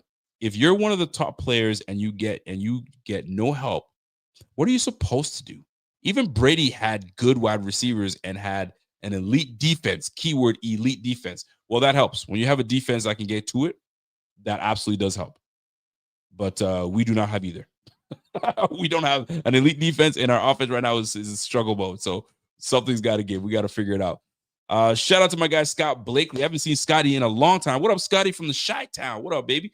Dable wouldn't come back unless McDermott was gone. Be real. And that's facts. That's why I think that McDermott was like, I'm not even entertaining that. Now, McDermott is not the one that calls shots. At the end of the day, Pagula is the one that calls shots. And if Pagula was like, he's coming back and you guys got to make it work, then that's what would happen. But I'm sure Pagula's like, bro, do you guys want this guy back? No. Okay, then he's not coming back. And even Dable might say, I ain't coming back. I'm good. I'm just going to take this moment to kind of regroup. And maybe he's playing the long run. Maybe he feels like that Bills opening might open up again and he might get that coaching job over there. Who knows? Who knows? Or he might take a long sabbatical and never come back. Who knows? What else we got? Let me keep it rolling here. My man Charlie says, yo, top 3 quarterback in the league, and 8 years in, he never gets the help and elite playmaker he deserves. Mediocre quarterback got better playmakers than Josh did. Just sit on that for a minute. Elite QB with no help. That's on Bean. That's squarely on Bean. And there's nowhere else to look. There's nowhere else to look. You can't keep. You can't. We've been in this deficit of being broke for so long. Like it feels like this is just the norm. We're just gonna keep bargain binning. When are we gonna have some money to do and make some things happen? But you went out and paid Bernard. You went out and paid. You know what I'm saying? The likes of what am I missing? Benford. You went out and paid Rousseau. You went out and paid Khalil Shakir. And go ask me who's earning their money right now. Not a whole lot of these guys are earning their keep right now. I'll tell you that right now. So big comment to my man Charlie. Let me scroll on down. My man Brian Barrow says, yo, Brady is the damn problem. And it's obvious he will get fired at the end of the season. And if this continues, he absolutely will. And he should not come back. My man Walter goes, the Brady Mahomes comp is so weak that people use. Brady's receivers were averaging at least 8 yards of depth and getting yards, not 4 like Shakir. Brady wasn't throwing receiver screens on 3rd and 10. But he also had a phenomenal offensive coordinator that, you know what I mean, knew what Brady liked, knew what he could run, and away we go. And let's not play like Brady didn't throw a lot of screens, because he did, right? But point taken. But they also had, you have the legendary McDaniel, that's a great offensive coordinator, not a great coach. And you see what's happening right now. You got Vrabel and McDaniels together, and they're doing big things. Big things. Together says, yo, Josh is a product of the fan base. Tua dink and dunk all day, but he moves the ball. And his team finished us off. I mean, yo, Tua starts off by giving the football to us, throws a pick. But he was also told, I don't care what we do, we're 2-7 pretty much. I'm paraphrasing here, by the way. But his coach was like, 3rd and 10, take a shot. And we'll and I hate this term, but we'll use it as an arm punt. Take that shot. And if we get it, boom. If we don't, we're punting anyway. So take that shot. And guess what? It worked. It worked. He had 2 big plays, and you saw what happened. Those were the results. Those were the absolute results. Let's see. I'm going to take a couple more comments, and then I'm going to call it a day. Walter, if Tom Brady was asked to throw to Edelman, Welker, etc., receiver screens at the line of scrimmage at his top receivers, he's not winning anything. Well, he did do that a lot, and they still won. They still won. I mean, obviously, the bag was a little deeper, but they still won. They still did what they need to do. All right. All right. Some people think I'm talking facts. Okay. All right. I'm scrolling back, so you see what I'm talking about here. What do we got? A venture. This is the question of the organization why we don't sign the DC and OC that will take us over the mountain. Like what the Buffalo Sabres fans say to stay. That's what Buffalo Sabres fans say to stay mediocrity. The product is on the field. You see it.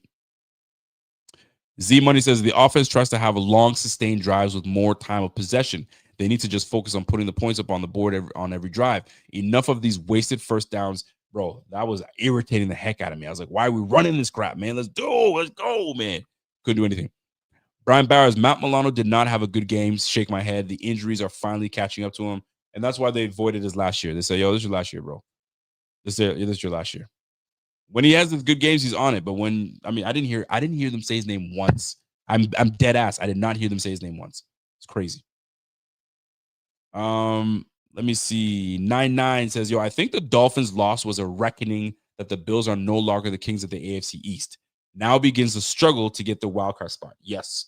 Now it is the struggle. We have to bust our tail to get that. And it ain't gonna be easy. Walter comes in and says, yo, Carl Jones said Milano Bernard presence wasn't felt, and I disagree. Really? It was definitely felt in the run game because that's what they do. Yo, you're a fool. Walter's an idiot. Walter's pretty much saying, oh, we felt their presence. It wasn't there, and that's why we got gashed for 150 freaking yards. Well done, Walter. Well played. Well freaking played. Charlie comes in and says, if Josh don't like certain plays, then audible. Shit, Peyton Manning done it. Take charge. If you don't like, then change it. You're the franchise, own it. That's a great idea too. And we've seen Allen, you know what I mean, Omaha, manja, kill, or whatever what they do. He's done it. But to change a whole play and do this, I don't know if I've seen him do it often, of orchestrating a whole brand new, bro, we're not doing this. I think we're Maybe it's just a kill, like go from here to here, right? Or opposite side. But like to change up a play, maybe he's done it. But like Carl said, he's not as vocal as maybe some of the other guys. My man said, "Rude awakening. We aren't who we think we are. Dolphins should have won that last game. Our reign is done. You guys still in La La Land." Together 336 is absolutely a Dolphins fan. He tripping. Listen, sometimes you got to go through a stretch. You got to go through a stretch, and we've done it before, and we'll do it again. But this year does feel a little different. It does feel a little different. So, I can't say I fully agree with you on that one. Jets could beat the Pats Thursday and change everything. Otherwise, Pats are winning the division. Bro, I'm telling you right now, if the Pats come in, and I highly doubt it, it's not going to happen. But if the Pats could come in and lose to the Jets, bro, wide back open again. Let's go, Bills. Let's go, Bills. We could probably get something cracking, but something tells me, yeah, I don't know if it's going to happen. I don't know if it's going to happen. Hair Peanut. I think it's Hair Peanut. Anyway, no, the Dolphins' loss wasn't a wake-up call for me, but it definitely made me believe this team is not a Super Bowl team, and I don't think we can come over all of these. Can get over all these injuries. There's way too many. Another thing that some people don't want to talk about, I don't talk about it enough because I'm always about the next man up. I truly am, but there's something to be said about the amount of injuries that we have, key injuries. I mean, these are not just guys that are like, oh, we'll get them. Bro, we lost some key guys. Dion Walker. I was going to say Ed Oliver. Buddy, that's crazy. That's a killer, man. That one hurt. That one hurt a lot, right? So you got that you got to deal with. Then you look at you got Palmer, that's out. Then you got Taylor Rapp. Not that Taylor Rapp was playing any better, but he's out. Bernard out. Taron Johnson out. Like these are big time players that are not playing right now. That hurts. Epinesa, call it what you want, depth player or not, but this guy gets after it. He was out, and you saw the difference, man. Michael Hoyt out. Like and Michael Hoyt was giving us the juice, man. Sometimes you can't get over this. So there's certain things you just can't get over, and that was one of them. What do we got? My man Get Right says, "Yo, I was pissed about the loss, but thought it's in the division. It's only the third of the year. A lot of football left to play, and go Bills." And that's where I'm starting to kind of like, yo, it is the third loss of the season. We could probably lose another 2-3 more games. 3 more games is a little much. We can only afford to lose 2 more. So this is going to be a very telling rest of the way. Telling rest of the way. All right, what do we got here? I'm going to take a couple more, and then I'm going to get out of here. Let's see. My man Charlie says, "Go all in. If we really want a Super Bowl, we need to let go of the dead weight and get dogs on this team. Gotta make hard decisions, but we got to do something. Just wasting Josh's years. It does feel like that, man. Josh is 29, man. Josh is 29. He's gonna be 30 next year. And then now, here we are. We're gonna be like, holy crap, Josh has only got amount of years left. I hope we don't. I hope we. Yeah, I hate that. Rico, we gotta stop the Brady jealousy. Tell him that Brady wins no matter who's. Listen, Brady is one of one. Number one. You know what I'm saying? Let's get that. You right, man. We got to get that out the way. He is one of one. But we bring up Brady because Brady was in our division and we know Brady so damn well. But that brother is different. He will yell at his offensive coordinator. He will throw a tablet and he will cuss your ass out. And he's not afraid to get after some of the guys that are on the squad. Now, keep in mind, was Brady like that at the beginning of his career? Not so much. But once you got some skin in the game, you have the ability to do that. You're OG in the game. You can start yelling at the young pups. Josh has got some skin in the game now. He's got an MVP. He's got Pro Bowl. He's got all pros. He's got all that. He's missing the Super Bowl. But you got enough skin in the game that you may have to change. Sometimes you may not be the leader that you think you can't be. Am I saying that right? You may not believe you're the leader that this team needs, but sometimes you got to do some things out of character to get them back on track. But it's a fine line. It's a fine line. I'll give you a story before I get out of here. And by the way, 99, I appreciate the love that you're showing. By the way, last comment. Are we really afraid of Drake May and the past that we that we all jump ship when faced adversity. I know the 90s team faced challenges. Nobody's scared of the Pats, but they're a good team. You got to give credit to the Pats, man. They're playing good ball right now. I'll tell you this: when it comes to leadership and how you deal with people, you got to know who your teammates are. That's number one. You have to know who your teammates are and how they respond to you. Doing your thing. This is why it starts with rallying everybody. And I don't see this from Josh. I don't see this from them at all. Call everybody in. And they're going to be like, yo, Josh never calls us in. Why is he calling us in? Now you got everybody's attention. All right, guys, we got to lock in. Let's get going because we're not doing this. Keon, I need some of this. Dion, that dude coming in. I need this. I looked at the tablet and the tablet said, bro, like maybe he's doing that. I just don't see it. I don't see it. You know what I'm saying? And it's tough. I've been to games. I can't say it's not like I've never been to games before. I've been to games and I don't see it. And I've been to games when Josh Allen's been the guy. I don't see it when I've been to the games. And I certainly don't see it on there. So that's just the way I look at it. Now, last story before I get out of here in terms of leadership. I used to sell cars before I'm in my career that I'm doing now. And there was a month that it was super slow. And we were just kind of like la-di-dying. And the sales manager was like, bro, like we're not reaching our quota. Because if you ever buy cars, by the way, here's a tip for you guys buying cars. If you're ever going to buy cars, brand new, especially if it's a brand new car, try to buy your cars in the first 10 days or the last 10 days. The middle of the month, you're not going to get as good as deals. The first 10 days, they got to reach a quota. They got to send 10 brand new cars at the beginning of the first 10 days. So if you want to try to get in there, they're going to do everything they can aggressively to get the month rolling because there's quotas. And at the end of the month, that's when they're trying to, get the tail end. So now they're willing to give a little bit more.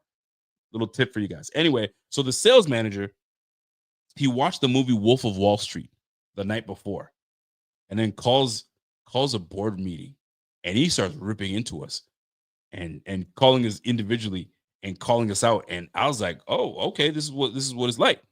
But the way he was doing it, it might work for that guy, but it won't work for me. So you can't just paint it with a brush. And that's why leadership is a fine line. You gotta know how to do it, right?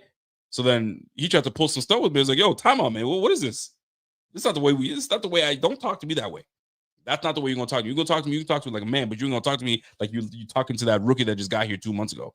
You better chill out. And he had to apologize. Yo, my bad. I just watched Wolf and Wall Street, and it had me motivated. And I felt like this is what I need to get my team motivated. This guy took the motivation from a damn movie, and he thought he could try to do it, and try to do something. But the point I'm trying to say is sometimes people have to do something different to try to get something out of them. But it ended up doing something because we're like, once we understood where he was coming from, we're locked in. So Josh has got to find a way to figure out a way to get to his boys, because right now 6-3, and it is not looking good. We've lost 3 of the last 5. We were hot. We started the year hot. 3 of the last 5, bruh, we got to be better. Anyways, folks, that's my time. If you guys appreciated the show, do me a favor, smash that like, hit that subscribe if you haven't hit that subscribe, and hopefully we can get this thing rolling, man. This Bills team, we need this week coming up. It's a big week. The Bucks losing to the Patriots is a tough one, and they're coming home to Buffalo. So we gotta figure things out because they're trying to avenge that loss. They're not trying to go two in a row. Josh, we watching. We absolutely are watching. By the way, my man Charlie says, yo, much love and respect to you, Rico. Keep doing your thizzle. Love the show and the real dogs. Hey, man, the real dogs in the chat. That's what keeps this thing rolling. So you guys have yourself a fantastic rest of the evening, and we will catch you guys on the flip. Y'all have a great one, and until next time, it's your boy, it's the Buffalo Fanatics, it's the Rico Report, and we'll catch you guys on the flip. P.S. I am away for the rest of the week. I'm out of town, so you won't see me until Friday, and I might be solo because this is the week. We don't know when it's gonna happen, so it might be me solo for the rest of the week, if not more. So we'll see how that all shakes out. So I'll try to bring in some guests and we can try to get this thing cracking. So until next time, we'll catch you guys on the flip. Peace.